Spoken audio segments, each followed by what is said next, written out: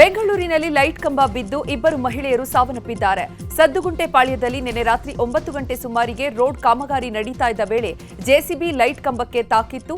ಈ ವೇಳೆ ಮಹಿಳೆಯರ ಮೇಲೆ ವಿದ್ಯುತ್ ಕಂಬ ಬಿದ್ದಿದೆ. ತಮಿಳುನಾಡು ಮೂಲದ ಸುಮತಿ ಹಾಗೂ ಬಿಹಾರ ಮೂಲದ ಸೋನಿ ಕುಮಾರಿ ಮೃತಪಟ್ಟಿದ್ದಾರೆ. ಸೋನಿ ಕುಮಾರಿ 4 ತಿಂಗಳ ಗರ್ಭಿಣಿ. ಇನ್ನು ದುರಂತದಲ್ಲಿ 8 ವರ್ಷದ ಇಬ್ಬರು ಮಕ್ಕಳಿಗೆ ಗಾಯವಾಗಿದ್ದು ಚಿಕಿತ್ಸೆ ನೀಡಲಾಗುತ್ತಿದೆ. ಎಲ್ಲ ಒಂದೇ ಸರಿ ಅಗ್ದಿದ್ದಾರೆ. ಒಂದೊಂದು ರೋಡ್ ಕ್ಲಿಯರ್ ಮಾಡ್ಕೊ ಬಂದಿಲ್ಲ.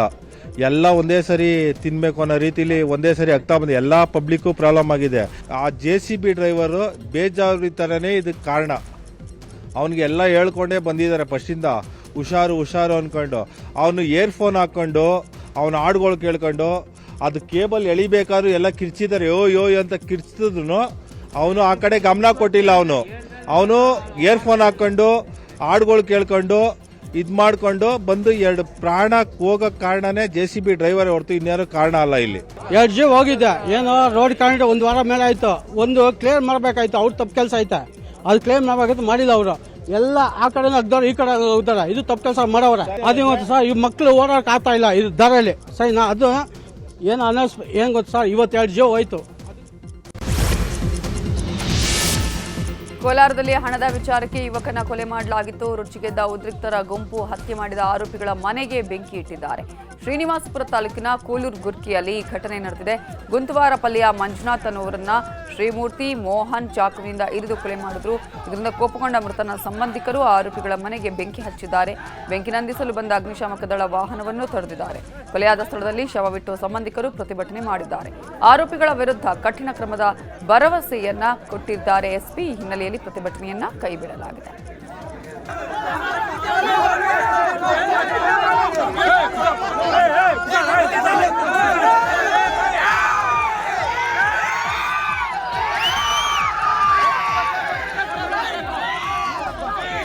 ಯಾವುದೋ ಒಂದು ವಿಚಾರಕ್ಕೆ, ಯಾವುದೋ ಅಮೌಂಟ್ ವಿಚಾರಕ್ಕೆ ಗಲಾಟೆ ಆಗಿರುತ್ತೆ. ಯಾರೋ ಆಂಧ್ರ ಪ್ರದೇಶದವ್ರಿಗೆ ಮತ್ತು ಈ ಶ್ರೀಮೂರ್ತಿ ಅನ್ನೋ ಹುಡುಗನಿಗೆ ಗಲಾಟೆ ಆಗಿರುತ್ತೆ.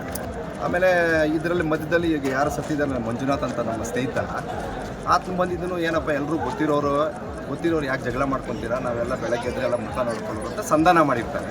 ಸಂಧಾನ ಮಾಡಿದರೆ ಮತ್ತೆ ಸಾಯಂಕಾಲ ಬಂದ್ಬಿಟ್ಟು ಏನೋ ಫೋನ್ ಮಾಡಿ ಆವಾಜ್ ಹಾಕತ್ತಂತೆ, ಬಾ ಬಸ್ ಸ್ಟ್ಯಾಂಡಿಗೆ ಹೊಡಿತೀನಿ ಅಂತ. ಅದಕ್ಕೆ ಬಂದು ಇಲ್ಲಿ ಜೋರಾಗಿ ಮಾತಾಡ್ತಾ ಇದ್ದ. ಮತ್ತು ನಾನು ಶ್ರೀನಿವಾಸಪುರದಿಂದ ಬಂದೆ. ಏನಪ್ಪ ಗಲಾಟೆ ಅಂತ ಕೇಳಿದೆ. ಯಾಕೆ ಏನು ಜೋರಾಗಿ ಮಾತಾಡಿ ಕೇಳಿದ್ರೆ ಈ ಥರ ಆಯಿತು ಅಂತ ಹೇಳಿದ್ರೆ, ಮತ್ತು ಇವನು ಬೈದೆ. ಆಯ್ತು ಬೆಳಗ್ಗೆ ಮಾತಾಡೋನು, ಇವ್ರಿಗೂ ಬೈದೆ. ಮತ್ತು ಅವ್ನು ಯಾರು ಈಗ ಏನು ಚುಚ್ಚಿಬಿಟ್ಟು ಓಡೋಗಿದ್ದಾನಪ್ಪ, ಅವನು ಬೈದೆ. ನೀನು ಬರಬೇಡಪ್ಪ, ನೀನು ಮಾತಾಡೋ ಅಂತ ಹೇಳಿದೆ. ಅಷ್ಟೊತ್ತಿಗಾಗಲೇ ಮತ್ತು ಈ ಹುಡುಗ ಸತ್ತೋಗಿರೋ ಹುಡುಗ ಅವ್ರ ತಮ್ಮನ್ನ ಮತ್ತು ಅವ್ರ ಸ್ನೇಹಿತನೆಲ್ಲ ಕರೆಸ್ಕೊಂಡ. ಮತ್ತು ಅಷ್ಟೊತ್ತಿಗಾಗಲೇ ಅವರು ಅಣ್ಣ ತಮ್ಮಂದ್ರೆ ಇಬ್ಬರು ಶ್ರೀಮೂರ್ತಿ ಅನ್ನೋ ಹುಡುಗ ಶಿವಶಂಕರ್ ಅವ್ರು ಇಬ್ಬರು ಓಡ್ಬಂದು ಗಾಡಿಯಲ್ಲಿ ಬಂದರು. ಅವ್ರು ಬಂದು ಇಲ್ಲಿ ಗಾಡಿ ನಿಲ್ಲಿಸಿದ್ರು. ನಾನು ಹೋಗಿದ್ದನು, ನಿಮ್ಗೆ ಏನು ಕೆಲಸ ಅಂತ ಅವ್ರ ಹುಡುಗನ ಹಿಡ್ಕೊಂಡೆ. ಅವ್ನು ಹಿಡ್ಕೊಳ್ಳೋಷ್ಟು ಚಾಕು ತೆಗೆದು ನನ್ನನ್ನು ತಳ್ದ ಅಂತ. ನನ್ನನ್ನು ತಳ್ಬಿಟ್ಟು ನಾನು ಈ ಕಡೆ ಬಂದೆ. ಓಡೋಗಿದ್ದನು. ಬೆಳಗಾವಿಯ ಬೆಕ್ಕೇರಿ ಗ್ರಾಮದಲ್ಲಿ ಹೋಳಿ ಹಬ್ಬದ ವೇಳೆ 2 ಗುಂಪುಗಳ ನಡುವೆ ಗಲಾಟೆಯಾಗಿ ಕಲ್ಲು ತೂರಾಟ ನಡೆದಿದೆ. ಮೊನ್ನೆ ಹೋಳಿ ಹಬ್ಬ ಹಿನ್ನೆಲೆ ಯುವಕರ ನಡುವೆ ಗಲಾಟೆಯಾಗಿತ್ತು. ಇದೇ ವಿಚಾರವಾಗಿ ನಿನ್ನೆ ರಾತ್ರಿ ಗ್ರಾಮದಲ್ಲಿ 2 ಜನಾಂಗಗಳ ನಡುವೆ ಘರ್ಷಣೆಯಾಗಿದೆ. ಗಲಾಟೆಯಲ್ಲಿ ಕಲ್ಲು ತೂರಾಟದಿಂದ 6 ಜನರಿಗೆ ಗಾಯಗಳಾಗಿದ್ದು, ಅಂಬೇಡ್ಕರ್ ಪುತ್ಥಳಿಗೆ ಹಾನಿಯಾಗಿದೆ ಹಾಗೂ ಬ್ಯಾನರ್ಗಳನ್ನು ಹರಿದು ಕಿಡಿಗೇಡಿಗಳು ಅಟ್ಟಹಾಸ ಮೆರೆದಿದ್ದಾರೆ. ಗ್ರಾಮದಲ್ಲಿ ಬೂದಿ ಮುಚ್ಚಿದ ವಾತಾವರಣ ನಿರ್ಮಾಣವಾಗಿದ್ದು ಹೆಚ್ಚಿನ ಪೊಲೀಸರನ್ನ ನಿಯೋಜಿಸಲಾಗಿದೆ. ಮಹಾರಾಷ್ಟ್ರದ ನಾಗ್ಪುರದಲ್ಲಿ ಮೊಘಲ್ ದೊರೆ ಔರಂಗಜೇಬ್ ಸಮಾಧಿ ವಿವಾದದ ಸಂಬಂಧ 2 ಗುಂಪುಗಳ ನಡುವೆ ಘರ್ಷಣೆಯಾಗಿದೆ.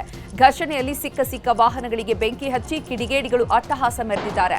ಮಹಲ್ ಪ್ರದೇಶದಲ್ಲಿ ಉದ್ವಿಗ್ನ ವಾತಾವರಣ ನಿರ್ಮಾಣವಾಗಿದೆ. ಮನೆಗಳ ಮೇಲೆ ಕಲ್ಲು ತೂರಾಟ ನಡೆಸಿದ ಪುಂಡರು JCB ಕ್ರೇನ್ಗಳಿಗೆ ಬೆಂಕಿ ಇಟ್ಟಿದ್ದಾರೆ. ಪರಿಸ್ಥಿತಿ ನಿಯಂತ್ರಣಕ್ಕೆ ತರಲು ಪೊಲೀಸರು ಅರಸಾಹಸ ಪಟ್ಟಿದ್ದಾರೆ. ವದಂತಿಗಳಿಗೆ ಗಮನ ಕೊಡದಂತೆ ಸಚಿವ ನಿತಿನ್ ಗಡ್ಕರಿ ಮನವಿ ಮಾಡಿದ್ದಾರೆ. ಅಹಿತಕರ ಘಟನೆ ನಡೆಯದಂತೆ ಮುಂಜಾಗ್ರತಾ ಕ್ರಮವಾಗಿ ನಿಷೇಧಾಜ್ಞೆ ಜಾರಿ ಮಾಡಲಾಗಿದೆ.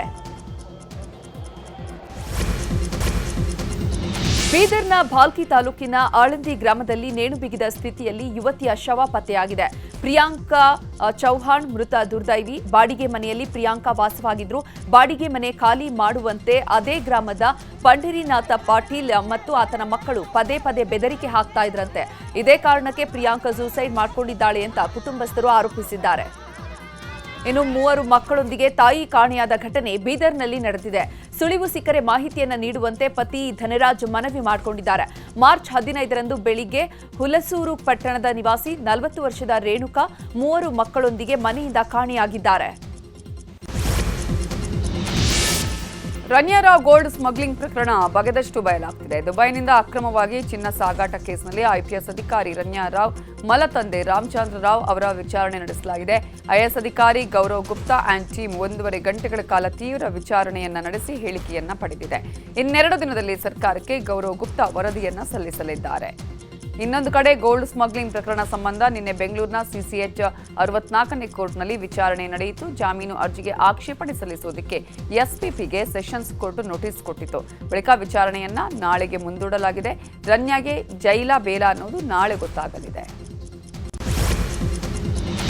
ರನ್ಯಾರಾವ್ ಗೋಲ್ಡ್ ಸ್ಮಗ್ಲಿಂಗ್ ಪ್ರಕರಣದಲ್ಲಿ ಪತಿಗೆ ತಾತ್ಕಾಲಿಕ ರಿಲೀಫ್ ಸಿಕ್ಕಿದೆ.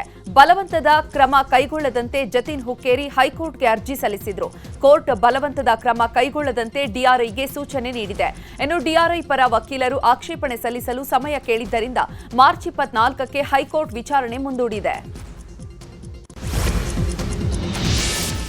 ನಿನ್ನೆ ವಿಧಾನಸಭಾ ಕಲಾಪ ಅಕ್ಷರಶಃ ರಣಾಂಗಣವಾಗಿತ್ತು. ರಾಜ್ಯಪಾಲರ ಭಾಷಣದ ಮೇಲೆ ಸಿಎಂ ಉತ್ತರ ಕೊಡ್ತಾ ಇದ್ರು. ಇದೇ ವೇಳೆ ಆರ್ಎಸ್ಎಸ್ ಸಂಘಟನೆಯನ್ನ ಟಾರ್ಗೆಟ್ ಮಾಡಿ ಸಿಎಂ ಮಾತನಾಡಿದ್ದಕ್ಕೆ ಬಿಜೆಪಿಯವರು ಸಿಟ್ಟಾದ್ರು. ಬಿಜೆಪಿ ಶಾಸಕರಾದ ಸುನಿಲ್ ಕುಮಾರ್, ಹರೀಶ್ ಪೂಂಜಾ ಸೇರಿ ಅನೇಕರು ಸಿಎಂ ವಿರುದ್ಧ ಮುಗಿಬಿದ್ರು. ಇದೇ ವೇಳೆ ಸಿಟ್ಟಿಗೆದ್ದ ಸಿಎಂ ಕೂಡ ದ್ವೇಷದ ರಾಜಕಾರಣ ಮಾಡುವುದೇ ಆರ್ಎಸ್ಎಸ್ ಅಂತ ಹೇಳಿದ್ರು. ಈ ವೇಳೆ ಮಧ್ಯಪ್ರವೇಶಿಸಿದ ವಿಪಕ್ಷ ನಾಯಕ ಆರ್ ಅಶೋಕ್ ಎದ್ದು ಆರ್ಎಸ್ಎಸ್ನವರನ್ನ ಬೈದ ಪದವನ್ನ ಕಡತದಿಂದ ತೆಗೆಸಿ, ಇಲ್ಲದಿದ್ದರೆ ಸದನ ನಡೆಯೋಕೆ ಬಿಡಲ್ಲ ಅಂತ ಕೂಗಾಡಿದ್ರು.